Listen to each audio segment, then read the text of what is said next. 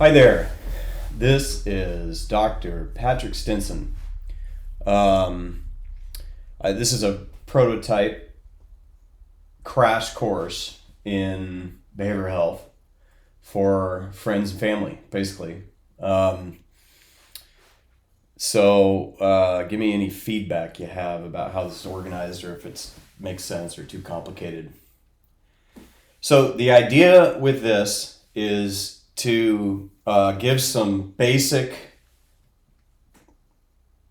markers, some basic reference points, some basic ideas to help you think about behavioral health instead of physical health before going to a therapist.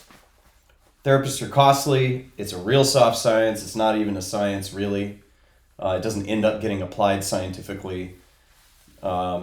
And your results will definitely vary. I did my dissertation on that topic. And there's a lot of real simple things or ideas that can make a big difference, I think, before even going in to see a professional. So there's going to be a bunch of sections to this, but this recording is just a basic intro. It's something that's got to get out of the way. It's like a preface before any of the other pieces. So this one is about what to do with thinking versus feeling. This is the first place that a person's got to start to understand how people work. There's a lot of confusion in our culture and in the clinical training about how thinking and feeling relate, how they work. And generally, when people are trying to solve problems, whether they're a professional or just some person trying to deal with their own lives, people tend to kind of fall into one or the other camp when they're working through something. It's all about feeling, meaning it's like, find your inner child and repair trauma from when you were a kid, which is all feeling based, really, or follow your intuition, and then more or less clinical training ends up becoming about getting feelings out and telling someone, because all behavioral issues have to do with relationships at the end of the day, about your feelings. And then on the other side of the spectrum, you get the kind of dispassionate, engineering-based, typically more masculine, goal-oriented. Let's just break this down into pieces into solvable problems and solve them. And feelings get in the way and that kind of thing. And so it's not one or the other. It's a balance. Now, how does that work? I'm going to give a research-based technical answer for this. I'm an engineer, and I like doing this kind of thing. I like having evidence for things. I like having measurable outcomes. I like having a logical and rational basis for what I'm saying. So that's what I'm trying to do here. That's where this is coming from. This is coming from biological research, evolutionary biology theory and research, and then the parts of the research psychology field that can be related to that. So this is the first thing you got to think of. All behavior falls on a spectrum. Okay, this is very helpful. Automatic and chosen. There are lots of synonyms for that. The automatic is older. It's the animal in you. It's the part that has been refined over millions of years through many species, and here you are with things that happen physically, mentally, and behaviorally without you choosing. And that goes all the way from heartbeat to activation of your tear ducts to reflexes to even thoughts that are occurring in your head that you can't control. So that's on the automatic end of the spectrum. This is the animal end of the spectrum, basically. On the other end of the spectrum is the part that only humans live in. And that's the spectrum where there's choice, there's intellectual activity, there is a more sophisticated way of dealing with things. Okay, so we've got the spectrum, automatic and chosen / intellectual. Unconscious, conscious, something like that. When we say feelings or emotion, in our culture, those are basically synonyms. What we mean are the parts of us that are automatic, that we're basically aware of. So what happens is, when the feelings that we talk about are like happy, sad, things like that basically are human feelings. Those actually have a physiological origin. And when people practice for long periods of time, practice very hard, you can become very, very acutely aware of the physiological bubblings and churnings that start before you have something that you'll call a feeling. It's an objective chain that happens, and there's plenty of physiological research about that. It's on the order of milliseconds that something is happening in your body before you actually recognize it as a feeling. So the way that the whole field of research, psychology, and neurologists, the people who are interested in behavior are basically think of that kind of activity as always having some kind of a vector in it. What's a vector? If you remember from physics, it's a direction and an intensity. What do I mean? When you pull up a ice cream bowl, a bowl of ice cream near your mouth, then you sense that that's happening. All these things happen in your body that get ready to consume it and metabolize it. And you get desire and these kind of feelings that come up that contain the information, eat the ice cream, and then how much you want to eat the ice cream. That's like what to do and how much of it. So it's direction and intensity, basically. So you've got this automatic stuff that's going on in relation to everything throughout the entire day, moment to moment, hour to hour, week to week, year to year. You've got this automatic guidance going on. Go here, go there. And this is actually the biological mechanism that tells you what's important to you on a subtle level, on a gross level, whether it's just the ice cream or the hamburger, or whether it's my spouse said something to me and I like it and I don't like it. I want more of it or I want less of it. That's what feelings do. They give guidance in terms of how to respond and how much to respond, how intensely to respond. So that's the automatic side. When we talk about feelings, that's what that is. It is a guidance system that is conditioned from the millions and millions of years of evolution. It's highly automatic. You do not control them. It happens very quickly, as all of that evolved behavior does. It happens rapidly and in many, many parts of your psychology and physiology.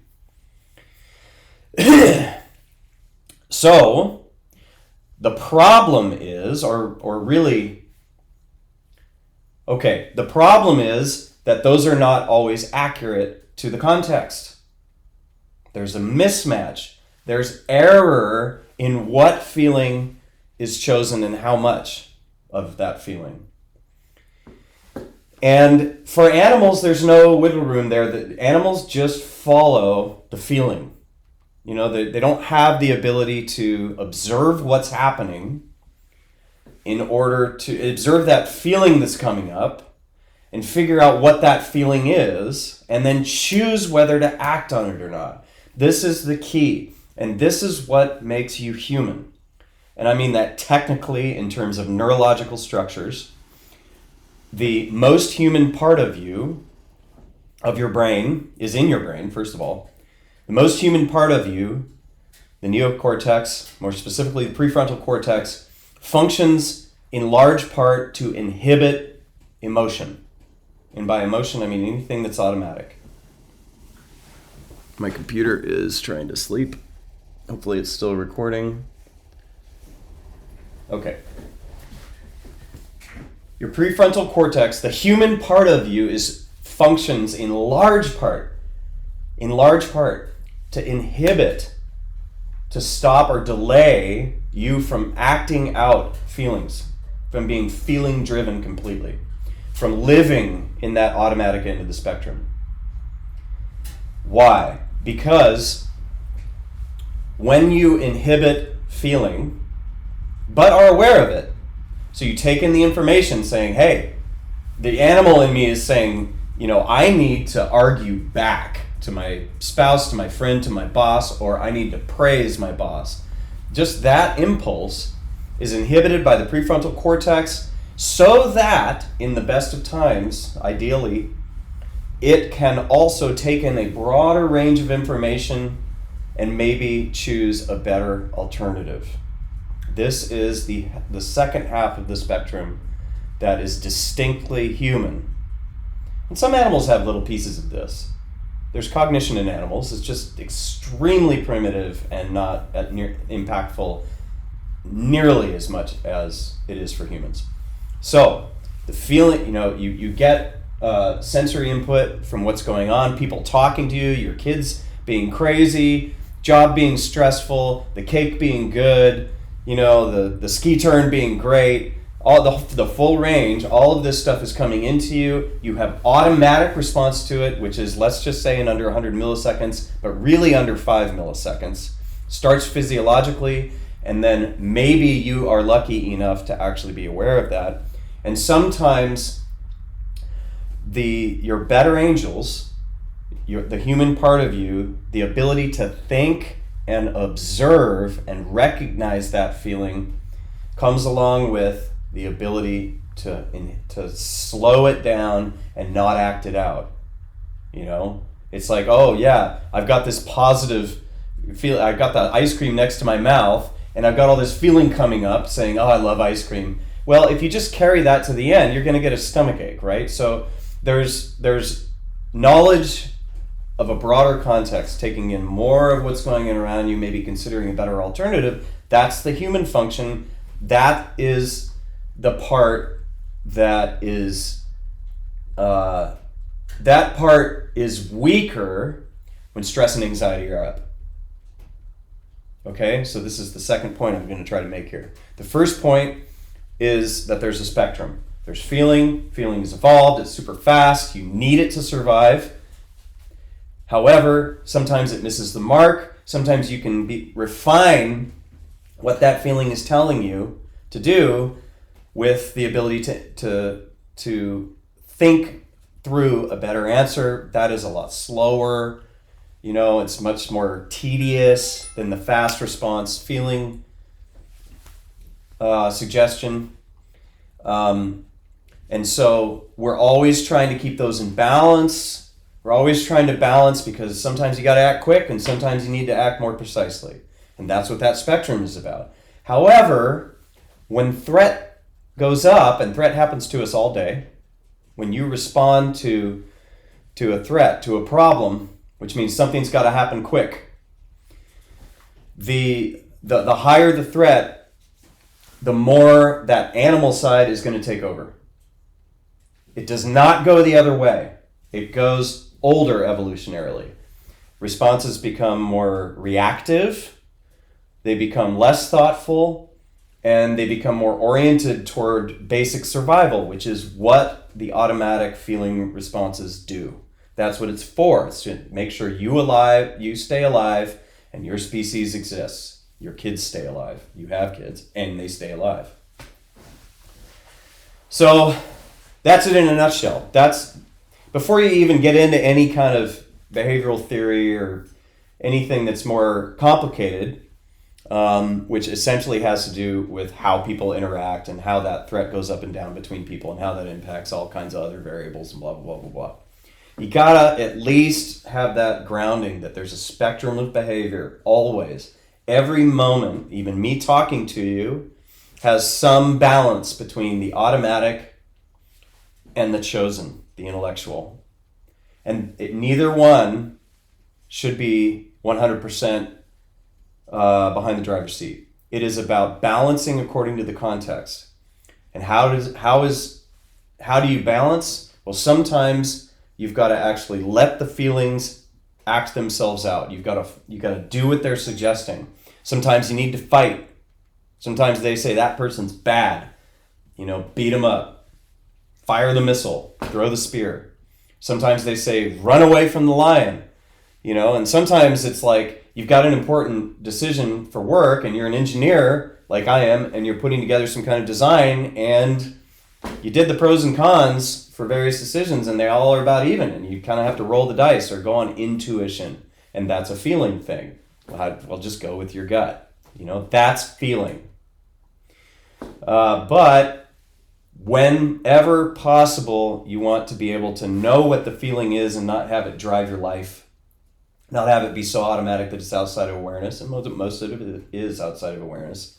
And you want to be able to know the impulses that are coming up. You need to practice that capacity to observe what the automatic suggestions are so that you can choose and based on better information, based on scanning the horizon and looking to see if the impulse is actually in line with reality. Most of the clinical diagnoses in the diagnostic manual have to do with people being driven by feeling. It's an easy argument to say most. You also can make a pretty strong academic argument that all of them have to do with that. It's a regression evolutionarily, and that very mature people are able to balance the two, and that it is a basic life struggle for all of us to hold that balance, and particularly during times of lots of threat, when there's a lot of stress, especially in relationships. We all regress in the same way and have certain basic behaviors that we do to adapt, to cope, to hold it together, until the stress goes away. Anyway, I hope that's helpful. That is not a complete prescription. That's to come later, but this is a basic starting point for something to pay attention to. And it's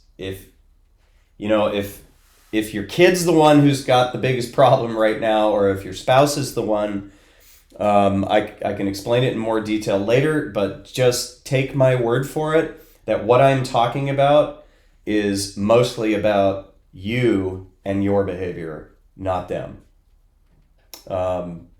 When somebody else is acting more automatically, or when you perceive them as that, they may not be, and you may just think they are, you are more than likely going to just make it worse, make their reactivity worse if you take all this stuff that I'm saying to say that you need to get them to fix it.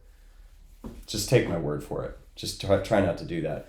It's about observing your own thinking versus feeling, and how well you're holding the balance, and how well you're able to preserve that delay between just being feeling driven. That's it. Let me know if this made any sense. Thanks.